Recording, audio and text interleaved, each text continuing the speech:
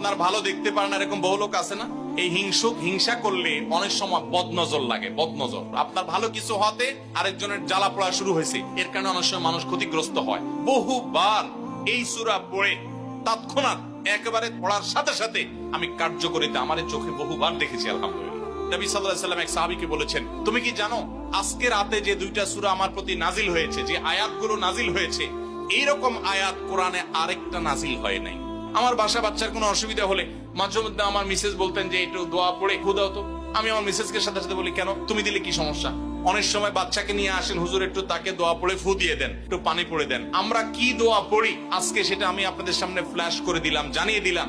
আপনার যদি কোনো বিপদ হয়, আজকে অনেক ভাই প্রশ্নে লিখেছেন, অনেক সময় মানুষ বলে, ভাই আমার বাচ্চাটার এই সমস্যা, আমার ওই ওয়াইফের এই সমস্যা, আমার স্বামীর এই সমস্যা, আমার এই সমস্যা, আমরা আল্লাহর কাছে আশ্রয় চাইতে জানি না। আজকে শিখে যান, এই দুইটা সূরা নাজিল হওয়ার যে প্রেক্ষাপট, সেই ঘটনা শুনলে আমাদের ঈমান আরো বেড়ে যাবে ইনশাআল্লাহ। নবী সাল্লাল্লাহু আলাইহি ওয়াসাল্লাম একবার অসুস্থ হয়ে পড়েছেন এবং অসুস্থতাটা এত মারাত্মক ছিল যে আম্মা জান আয়েশা রাদিয়াল্লাহু তাআলা বলেছেন, অনেক কাজ তিনি করেন নাই অথচ তিনি বলতেন তিনি করেছেন, মানে তার মনে হতো তিনি করেছেন। আবার অনেক কাজ তিনি করেছেন তিনি ভুলে যেতেন, মানে এরকম একটা অবস্থা তার তৈরি হয়েছে যে স্বাভাবিক না অস্বাভাবিক, আমাদের অনেকের হয়। তখন নবী সাল্লাল্লাহু আলাইহি ওয়াসাল্লাম বিভিন্ন তখনকার যে চিকিৎসক ছিল তাদের সহযোগিতা নিয়েছেন, বিভিন্ন ট্রিটমেন্ট করেছেন, কিন্তু কোনোভাবে কোনো কাজ হচ্ছিল না। আল্লাহ রাব্বুল আলামিন তার নবী সাল্লাল্লাহু আলাইহি সাল্লামের চিকিৎসার জন্য দুইজন ফেরেশতা পাঠিয়েছেন।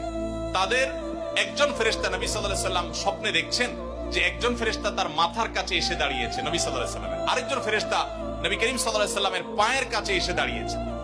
মাথার কাছে যে ফেরেশতা দাঁড়িয়েছেন, ওই ফেরেশতা পায়ের কাছে থাকা ফেরেশতাকে জিজ্ঞাসা করছিলেন যে এই লোকটার কি হয়েছে, অর্থাৎ নবী সাল্লাল্লাহু আলাইহি সাল্লামের কি হয়েছে।